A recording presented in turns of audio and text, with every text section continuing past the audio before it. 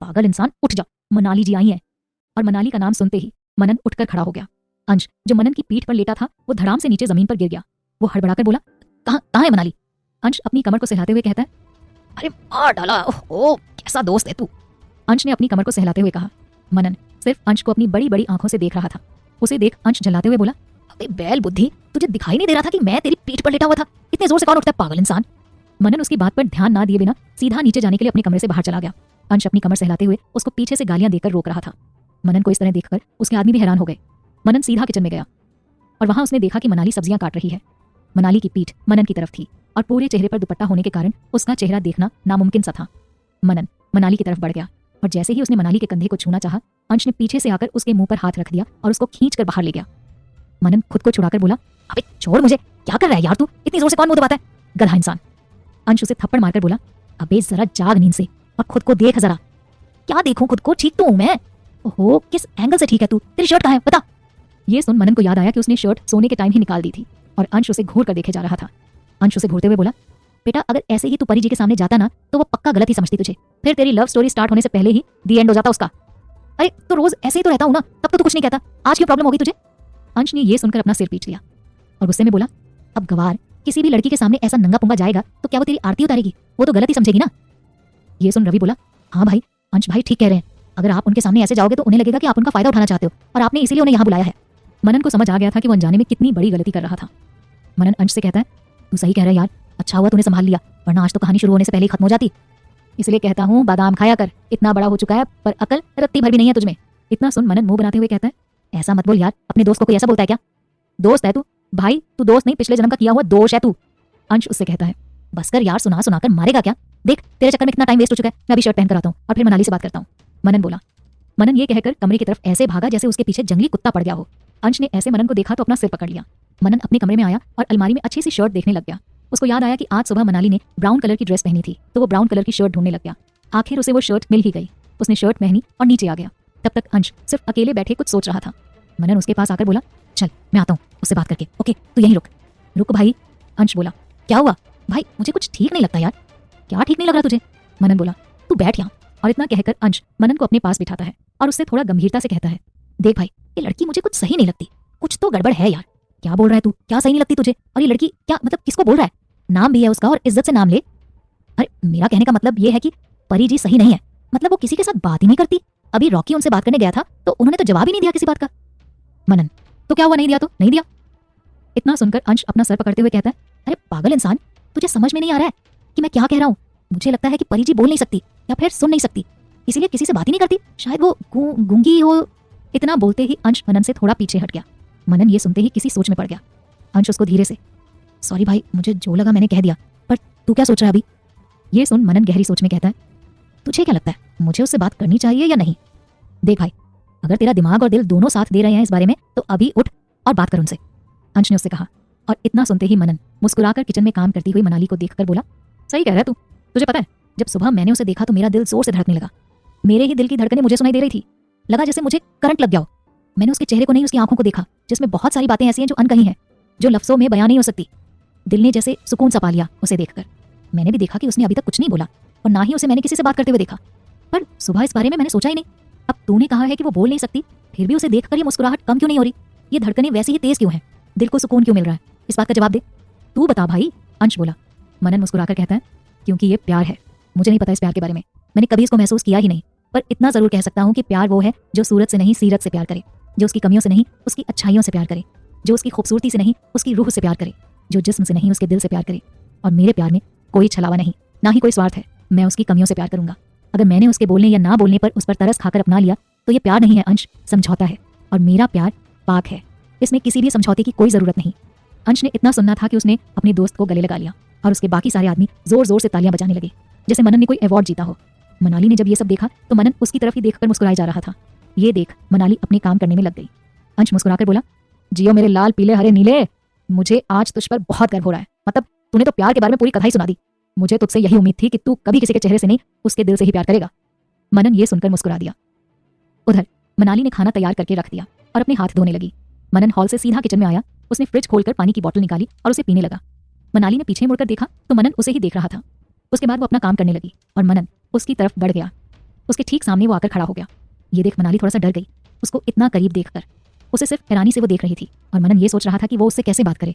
उसने इशारे से उसे कुछ कहने की कोशिश की, जैसे मनन कह रहा हो मुझे तुमसे बात करनी है। मनाली को कुछ समझ नहीं आया, वो बस उसको सवालिया नजर से देखे जा रही थी। तभी वहां अंश आ गया। मनन की हरकतें देखकर अंश ने भी इशारे करना शुरू कर दिया, जैसे कि वो कह रहा हो कि मनन आपसे कुछ बात करना चाहता है। जब मनाली उनकी हरकतों से थक गई तो वो अचानक से बोल पड़ी, रुकिए, ये क्या कर रहे हैं आप साहब? मनन को जैसे झटका ही लगा मनाली की आवाज सुनकर। उसने अंश की तरफ गुस्से से देखा तो अंश उससे थोड़ा दूर खिसक गया और दूसरी तरफ देखने लगा और वहां से बिना कुछ बोले चला गया। मनन सिर्फ मनाली की तरफ हैरान होकर देख रहा था। जब मनाली ने देखा कि मनन एक जैसे ही उसको देखे जा रहा है तो वो वहां से खाना लेकर चली गई। मनन सिर्फ उसको देखता रहा जब तक कि वो वापस नहीं आ गई।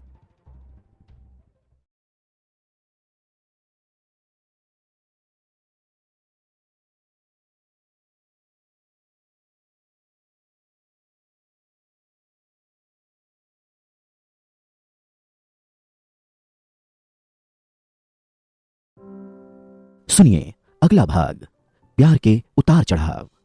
मनन के दिल को जैसे सुकून मिल गया मनाली की आवाज सुनकर। उसके चेहरे पर बड़ी सी मुस्कान आ गई। मनाली फिर से किचन में आई और देखा कि मनन अभी तक नहीं गया, तो वो उसकी तरफ ध्यान न देकर अपना काम करने लगी। मनन उसकी तरफ आगे बढ़कर बोला, मनाली कुछ बात करनी है तुमसे। मनाली ने उसकी तरफ बिना देखे हाँ में सर हिला दिया। वो जाने लगी तो मनन ने उसके सिर का दुपट्टा पकड़ा और उसके कंधे पर डाल दिया। मनन मुस्कुराकर बोला, ऐसे खुद का चेहरा छुपाना नहीं चाहिए कभी भी, और वैसे भी यहाँ धूप नहीं लगती ना ही गर्मी होती है, हर जगह एसी फिक्स है तो दुपट्टा मत तोड़ा करो। मनाली ने यह सुनकर अपनी नजरें नीचे झुका ली। शायद वो मनन की आंखें पड़ चुकी थी, पर उसे थोड़ी बहुत गलतफहमियां भी हो चुकी थी। देखो, मुझे तुमसे बस कुछ बात करनी है, जाने से पहले बस एक बार गार्डन में आ जाना, मैं वहीं रहूंगा, तुम्हारा इंतजार करूंगा। मनन ये बोलकर वहां से चला गया और मनाली को अब बेचैनी होने लगी कि मनन उससे क्या बात करना चाहता है। मनाली भी उसकी सारी बातों के मतलब समझती थी और जिस तरह मनन उसको देखता था वो भी इस बात को बखूबी नोटिस करती थी, क्योंकि कुछ ही तो वक्त हुआ था उसे मनन को मिले, पर उसके बारे में उसकी सोच थोड़ी तो बदल गई थी। पर उसकी सोच क्या थी ये अभी जानना बाकी था। मनन बाहर डाइनिंग टेबल पर आकर बैठ गया, जहां सब लोग पहले से ही मौजूद थे। अंश को एक कॉल आई जो श्याम काका की थी। उसने कॉल रिसीव की। हाँ हेलो काका। हेलो अंश बाबा, हम पहुंच गए। काका कैसे गए थे आप? हम तो रेलगाड़ी से आए हैं। क्यों बाबा, रास्ते में ट्रैफिक था जो इतनी लेट पहुंचे? अंश बाबा हम तो दोपहर के पहुंच गए हैं, पर यहाँ से आपका फोन लग ही नहीं रहा था, इसलिए अभी किया। कोई बात नहीं काका। अच्छा ये बताइए ऋषि की तबीयत कैसी है? वो ठीक है, बस उसे बुखार है तो सुबह अस्पताल लेकर जाएंगे हम उसे। जरूर ले जाना और उसके खाने पीने का ध्यान रखना, और हाँ अपना भी ध्यान रखना, पैसों की जरूरत हो तो फोन कर दीजिएगा। जी हम अपना ध्यान रखेंगे और ऋषि का भी। पर साहब आपके खाने का क्या, इतने दिन सिर्फ बाहर का ही खाना खाएंगे क्या आप? इतना सुनकर अंश मुस्कुराते हुए कहता है, अरे नहीं काका, हमें तो बहुत अच्छी कुक मिल गई है। ये बोलकर अंश ने मनन की तरफ देखा जो कि अभी भी किचन की तरफ ही देख रहा था। अच्छा वो कैसे साहब? अरे काका जब यहाँ आएंगे तब बताऊंगा कि कैसे और कहाँ से मिली। ठीक है अंश बाबा, आप अपना और साहब का ख्याल रखिएगा। अब हम फोन रखते हैं। जी, पर हमारे ऋषि को घोड़े जैसा करके आना आप, ठीक है? हाँ हाँ साहब बिल्कुल। इतना कहकर अंश ने कॉल डिस्कनेक्ट कर दिया और मनन को कहा कि काका पहुंच गए। अंश मनन के कान में धीरे से बोला, अब बता क्या बात हुई तेरी? कुछ नहीं, बस यही बोला कि गार्डन में आ जाना, कुछ बात करनी है। वैसे भी वो सब बातें करने के लिए वैसा माहौल होना जरूरी है ना। अंश उसकी बात में हाँ मिलाते हुए कहता है, सही कहा तूने, पर क्या वो आएगी? तेरी बात सुनेगी? क्यों नहीं सुनेगी? मनन ओबरॉय हूँ, उसे आना ही पड़ेगा। नहीं आई तो मैं उसके पास चला जाऊंगा। दिन बर दिन बड़ा खराब होता जा रहा है तू। अंश हल्का सा हंसते हुए बोला। इतने में मनन हंसते हुए उसकी तरफ देखकर कहता है, क्या करें भाई, संगत का असर है। अंश ने यह सुना और मुंह बना लिया और मनन के पैर पर जोर से अपना पैर दे मारा। मनन के मुंह से हल्की सी चीख निकली जिसे उसके सब आदमियों ने भी नोटिस की। वहां पर कुल मिलाकर 8 लोग थे। मनन, अंश, रवि, मोनू, जीतू, रॉकी, राग और धीरज। वो सब लोग हमेशा साथ में बैठकर खाते थे। मनन और अंश का सारा काम ये लोग संभालते थे।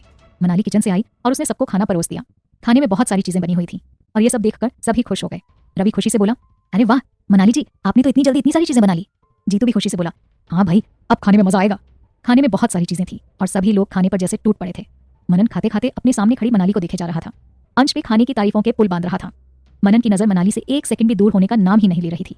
इसी बीच में कोई था जो मनन के साथ मनाली को कब से देखे जा रहा था, जिसकी बुरी नजर मनाली से हटने का नाम ही नहीं ले रही थी, और वो था धीरज, जो मनाली को ना जाने कब से घूरे जा रहा था। पर मनाली का ध्यान सिर्फ मनन की बातों पर ही अटका हुआ था। मनाली बैठो, हमारे साथ खाना खा लो। मनन ने उससे कहा, नहीं भूख नहीं है। अंश ने भी उसे बैठने को कहा, पर उसने फिर वही जवाब दिया। मनन का तो मन कर रहा था कि उसे जबरदस्ती अपने पास बिठा ले और उसे खाना खिलाए, पर यह पॉसिबल नहीं था। कुछ देर में सबने खाना खत्म किया और सब बाहर की तरफ चले गए। अंश मनाली से बोला, परी जी आप सिर्फ ये किचन में रख दीजिए, सुबह बसी आएगा वो ये सब प्लेट्स धो देगा। मनाली ने भी हाँ में सर हिला दिया। मनन ने मनाली को एक नजर देखा और अंश के साथ बाहर निकलकर गार्डन में आ गया। मनाली ने सारी प्लेट्स इकट्ठा करके किचन में रख दी और वहां का सारा काम निपटाने लगी। इसी बीच में रात के 8:30 हो चुके थे। मनाली ने घड़ी पर नजर डाली और जल्दी जल्दी काम निपटाने लगी। यहाँ बाहर मनन और अंश गार्डन में पड़े हुए सोफे पर पैर पसार कर बैठ गए। अंश पेट को सहलाते हुए, मन क्या खाना था यार, सच में मजा आ गया। सच में यार क्या खाना बनाती है यार परी जी, मतलब लाजवाब। मनन मुस्कुराते हुए कहता है, वाकई मेरा पेट भर गया, पर दिल तो अभी भी नहीं भरा। अंश उसको कोहनी मारते हुए, अबे बस कर, दिल तो उन्हें देख देख कर भर रहा था, तेरी तो नजर ही नहीं हट रही थी। नजर कैसे हटती यार, जब वो सामने हो तो नजर हटने का सवाल ही पैदा नहीं होता। इतना सुनकर अंश ने कहा, वैसे तूने एग्जाम की प्रिपरेशन की है या नहीं? मनन कंफ्यूज होकर, कौन सा एग्जाम? लव एग्जाम भाई, अंश हंसते हुए बोला। ये सुन मनन ने कहा, हाँ यार मैंने कुछ सोचा ही नहीं है, उसको क्या बोलूंगा, कैसे अपने दिल का हाल उसके सामने रखूं, समझ ही नहीं पा रहा हूँ। अरे इसमें समझना क्या यार, उनसे जाके मिल और अपने दिल की बात कह दे। मनन परेशान होकर बोला, ये इतना आसान नहीं है जितना तू सोच रहा है। किसी को देखकर प्यार करना, उसे दूर से चाहना ये अलग बात होती है, पर अपने प्यार का इजहार करना ये सबसे मुश्किल काम है। अंश हंसते हुए कहता है, आज हमारा लाल एक चूहे की तरह लग रहा है। मनन ओबरॉय के सामने कोई भी मुश्किल टिक नहीं पाती। अरे ये तो मजनू ओबरॉय है, इसको तो बड़ी मुश्किल होने वाली है भाई। मनन मुंह बनाते हुए कहता है, मैं यहाँ इतनी टेंशन में हूँ और तू मजे ले रहा है। जब तेरी बारी आएगी ना तब तुझे समझ में आएगा, बैल बुद्धि ना हो तो। भाई मेरा छोड़, तू अपना देख और सोच क्या बोलना है परी जी को। ये सुन मनन सोचने लग गया और अंश उसकी हालत देखकर मुंह दबाकर हंसे जा रहा था। मनन ये देखकर और चिढ़ गया। वो परेशानी से बोला, अंश अब तू ही बता दे यार कि कहाँ से शुरू करूँ, सिर्फ शुरुआत बता दे, बाकी मैं संभाल लूंगा। और ये कोई तेरा एमएससी का एग्जाम है क्या जो शुरुआत तुझे बताऊं और बाकी तू सब लिख डालेगा? मनन को कुछ समझ नहीं आया। क्या बोला तूने, कुछ समझ नहीं आया? अंश उसे समझाते हुए बोला, याद कर मुन्ना, जब हम स्कूल में थे तो तू मुझसे हमेशा आगे की सीट पर बैठता था। जब तुझे एग्जाम के टाइम कुछ सूझता नहीं था तो तू क्या कहता था, अंश सिर्फ शुरुआत बता दे, बाकी का मैं संभाल लूंगा। तो बेटा ये कोई स्कूल का एग्जाम नहीं है और ना ही मैं स्कूल का हेडमास्टर जो तुझे इस लव एग्जाम के बारे में कुछ बताऊं। तो क्या करूं यार, वो अभी आती होगी तब उसे जाकर मैं क्या कहूंगा। इतना सुनकर अंश कुछ सोचते हुए बोला, देख भाई मेरा कहना अगर मान तो तू आज कुछ मत बोल उनसे, क्योंकि कुछ ही तो वक्त हुआ है यार हमें उनसे मिले हुए, और वो क्या सोचेंगी कि ये बात बताने के लिए हम उनको यहाँ पर लेकर आए हैं, इसलिए उस गिरगिट का कर्जा माफ किया। उनको तो ऐसे ही लगेगा ना कि हमने उनको देखकर ये सब किया। तो तू थोड़ा रुक जा, अपने इमोशंस को काबू रख और अपने दिल को समझा कि कुछ दिन ठहर जाए, फिर उनसे हम बात करते हैं। इतना सुनकर मनन कहता है, तेरी बात सही है यार, मुझे बहुत बेचैनी हो रही है, और वो तो मेरी तरफ देखती तक नहीं, और जब बात करने की कोशिश करो तो दूर दूर भागती है, जवाब तक नहीं देती, सिर्फ अपनी मुंडी हिलाती रहती है। अब एक गधे, वो मुंडी नहीं हिलाती, सर हिलाती है। तेरी भाषा को क्या हो गया? अंश ने उसे हंसते हुए कहा।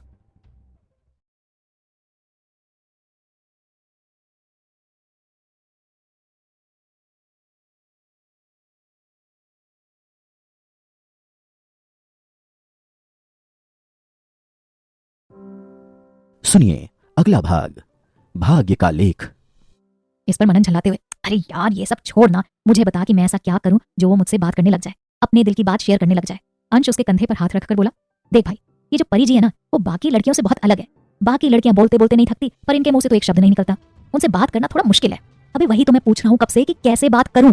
मनन लगभग झल्लाते हुए बोला, अबे मेरी पूरी बात सुन यार, बीच में क्यों बोल रहा है? अच्छा अच्छा बोल। मनन ने कहा, तेरे सवाल का जवाब तेरे पास ही है, ये काम तू ही कर सकता है। उनको ऐसे माहौल की जरूरत है भाई जिसमें वो खुलकर बात कर सके। वो अनाथ है, इसलिए शायद उसके चेहरे पर खामोशी सदियों से हो। उनको ये एहसास दिला कि तू ही है जो उन्हें खुश रख सकता है। उनको ऐसा महसूस करा कि उन्होंने कुछ नहीं खोया और उनका भी कोई अपना है, वो है तू। और तू ही है जो उन्हें दुनिया की सारी खुशियां दे सकता है, उन्हें प्यार दे सकता है, उनकी फिक्र करता है। उनका हमदर्द बनने की कोशिश कर, फिर देख कैसे बात नहीं करती तुझसे। मनन अब समझ चुका था कि उसे अब क्या करना है। वो मुस्कुराते हुए बोला, सही कहा यार तूने, उससे प्यार का इजहार करने से पहले उसे प्यार का एहसास करवाना जरूरी है, तभी तो मैं अपना प्यार उसके सामने रख पाऊंगा, उसको वो सारी खुशियां दूंगा जिसकी वो हकदार है। अगर ऐसे ही मैं उसे बोलने गया तो मेरा प्यार एक तरफा हो जाएगा। बिल्कुल सही बोला मुन्ना तूने। और ये कहकर मनन खुशी से उसे गले लगाते हुए बोला। इतना सुनकर अंश ने मुस्कुराया और कहा, बिल्कुल सही बोला मुन्ना। और मनन खुशी से उसे गले लगाते हुए बोला, अंश मेरी जान, तूने तो सारी प्रॉब्लम यूं ही चुटकी में सॉल्व कर दी, तू ही मेरा सच्चा यार है। मनन उसके गालों पर जोर का किस करते हुए बोला, आई लव यू मेरा बच्चा। अंश उसको कस के गले लगाते हुए, आई लव यू मेरी लैला। और जब ये सब चल रहा था तब मनाली वहां आ गई और उन्हें देखकर उसे थोड़ा अजीब लगा, क्योंकि वो दोनों ऐसे एक दूसरे से चिपके हुए थे जैसे नए कपल एक दूसरे से चिपके होते हैं। और वो ये देखकर जाने को हुई तभी अंश ने उसे देख लिया और मनन को झट से छोड़ा और बोला, अरे परी जी आप आ गई। मनन ने मनाली को देखा तो वो नजरें नीची कर खड़ी हुई थी। मनन मुस्कुराते हुए बोला, तुम आ गई, आओ आओ बैठो ना। मनाली को थोड़ा डर लग रहा था, वो वहां से हिली तक नहीं। अंश ये देखकर वहां से तुरंत खिसक गया। मनन और मनाली उस पूरे गार्डन में अकेले थे।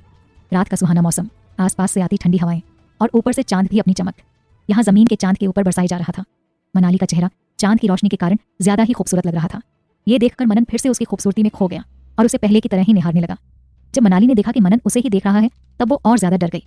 मनन का निहारना अभी भी जारी था। वो उसके पास आने के लिए बढ़ा और उसके करीब आते हुए उसको देखने लगा। मनाली उससे थोड़ा पीछे हट गई।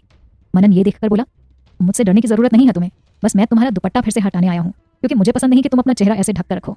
मनन फिर से उसके नजदीक आया और उसके सर से दुपट्टा हटाने के लिए उसने अपने हाथ आगे बढ़ाए। मनाली ने फिर से पीछे की तरफ कदम बढ़ा लिए। वो मनन की तरफ देखकर बोली,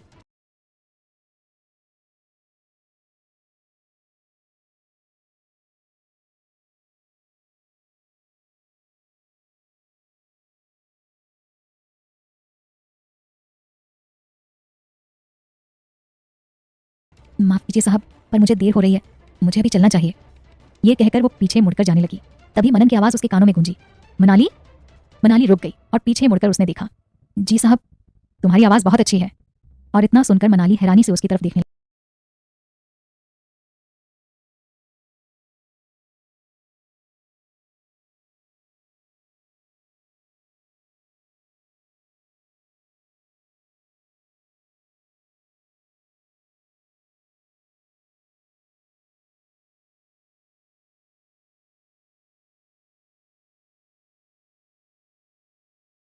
उसने सिर्फ हड़बड़ाकर हाँ में सर हिला दिया और फिर से जाने लगी। मनन की आवाज़ एक बार फिर उसके कानों में गूंजी, मनाली। और मनाली ने फिर एक बार पीछे मुड़कर देखा। मनन मुस्कुराए जा रहा था। मनाली को उसकी मुस्कुराहट अजीब सी लग रही थी। बोलिए, खाना बहुत अच्छा था। जी शुक्रिया, ये कहकर उसने फिर से अपने कदम बढ़ा लिए। मनन कुछ ज्यादा ही जोर से बोला इस बार, मनाली। मनाली फिर रुक गई। अब उसके बर्दाश्त से बाहर हो रहा था और दिल में उठती हुई बेचैनी का तो कुछ अलग ही हिसाब किताब था। और वो करे भी तो क्या करे। उसने फिर मुड़कर देखा तो वो मनन उसके कुछ ज्यादा ही नजदीक था और मनाली ये देखकर डर गई। वो पीछे हटते हुए बोली, क्या हुआ। मनन मुस्कुराकर उसे धीरे से बोलता है, रात बहुत हो गई है, रात के 9 बज रहे हैं, चलो मैं तुम्हें घर छोड़ देता हूँ। मनाली ने उसे हैरानी से देखा तो मनन उसे चलने को कह रहा था। उसने उसे पीछे से रोककर कहा, नहीं साहब, मैं चली जाऊंगी, आपको परेशान होने की जरूरत नहीं। इस पर मनन मुस्कुराकर अपने आप से बोला, परेशानी नहीं, मुझे तो ज्यादा खुशी हो रही है। पर उसने मनाली को कहा, देखो मैंने पूछा नहीं है, बताया है। तुम यहाँ से जब भी जाओगी तो मैं ही तुम्हें घर छोड़ूंगा, अब चलो। मनाली को अब ज्यादा ही बेचैनी होने लगी। अगर घर में से किसी ने भी उसे मनन के साथ देख लिया तो उसका वो लोग बहुत ही ज्यादा बुरा हाल करेंगे। मनाली ने उसे फिर से रोकने की कोशिश की। साहब, मैं नहीं आ सकती आपके साथ। मनन उसकी तरफ हैरानी से देखते हुए पूछता है, क्यों, क्या हुआ। बस मैं चली जाऊंगी, ये कहकर वो आगे निकलने को हुई। तभी मनन ने उसका हाथ पकड़ लिया। मनाली को जैसे मनन के छूने से झटका ही लग गया हो। उसने अपना हाथ छटक दिया। गाड़ी में बैठो, तुम्हें अकेला नहीं जाने दे सकता मैं। मनाली को अब ज्यादा ही बेचैनी होने लगी और वो करे भी तो क्या करे, इस बारे में सोच सोचकर वो पागल हुए जा रही थी। मनाली जब गाड़ी में नहीं बैठी तो मनन ने उसका हाथ पकड़ा और उसे जबरदस्ती गाड़ी में बिठा दिया। मनन की इस हरकत से मनाली की आंखें नम हो गई। मनन ने गाड़ी स्टार्ट की और मनाली के घर की तरफ घुमा दी। मनन मनाली की तरफ बिना देखे, डोंट वरी, तुम्हारे घर ही पहुंचाऊंगा, कोई गलत ख्याल अपने दिमाग में मत लाना। इतना कहकर मनन चुप हो गया। मनन की बातें मनाली के दिल पर जैसे गर्म शीशे की तरह घुल गई। वो कभी रास्ते को तो कभी मनन को देखे जा रही थी और मनन गाड़ी दौड़ाई जा रहा था। वो सिर्फ आने वाले रास्ते की तरफ देख रहा था। जब उसको लगा कि मनाली उसे ही देख रही है तो उसने उसके ऊपर एक नजर डाली। मनाली ने ये देखकर अपना चेहरा खिड़की की तरफ घुमा लिया। मनन ये देखकर कुछ ज्यादा ही मुस्कुराने लगा और उसने चुप्पी तोड़ते हुए उससे पूछा, एक बात पूछूं तुमसे। मनाली ने बिना उसकी तरफ देखे हाँ में सर हिला दिया। तुम इतना चुप चुप क्यों रहती हो। मनाली मनन के इस सवाल पर खामोश ही रही। मनन ने फिर एक बार उससे पूछा पर कोई जवाब नहीं मिला। मनन भी अब खामोश हो गया और कुछ ही देर में वो घर आ गया और ठीक घर के सामने गाड़ी आकर रुक गई। मंदिरा, जो अपनी बालकनी में खड़े होकर किसी से फोन पर बात कर रही थी, उसने ये सब देख लिया और मनाली को वो घूरे जा रही थी। उसके चेहरे पर एक जहरीली मुस्कान छा गई और वो अंदर आ गई। मनन ने दरवाजा खोला और मनाली जाने को हुई। मनन उसे रोक कर बोला। ये सुन मनाली ने पीछे मुड़कर देखा। उसने पाया कि मनन उसे बड़े प्यार से देखे जा रहा था। कुछ नहीं, बस सुबह आना, इंतजार करूंगा, बाय, गुड नाइट। इस पर मनाली ने कोई जवाब नहीं दिया। मनाली घर के अंदर चली गई और मनन उसे जाते हुए देखने लगा, जैसे वो उम्मीद कर रहा था कि मनाली आए और उससे कुछ तो कहे, पर ऐसा कुछ नहीं हुआ। वो बस गाड़ी के सहारे लगते हुए एक ही जगह देखे जा रहा था। वो अपनी गाड़ी में बैठा और अपने घर के लिए निकल गया और पूरे रास्ते वो मनाली के बारे में ही सोचे जा रहा था। यहाँ मनाली के कदम घर में पड़ते ही उस पर कहर बरसना शुरू हो गया। रानी जी ने उसे बहुत कुछ सुना दिया और उसके माँ बाप के बारे में भी बहुत कुछ बोल डाला और ये सब मंदिरा का किया कराया था। उसी ने रानी जी को भड़काया था। आ गई महारानी जी, बहुत जल्दी आना हुआ, कहो तो आपके लिए शरबत बनाए। रानी जी गुस्से में उससे बोली। मनाली चुपचाप सुन रही थी, जैसे उसे पता हो कि घर आकर उसके साथ यही होना है। खाना बनाने में इतनी देर लगती है क्या, कहा था ना तुमसे। और ये सब क्या सुन रहे हैं हम कि तुम मनन साहब की गाड़ी में आई। हाँ, सुभाष जी ने गुस्से में उससे पूछा।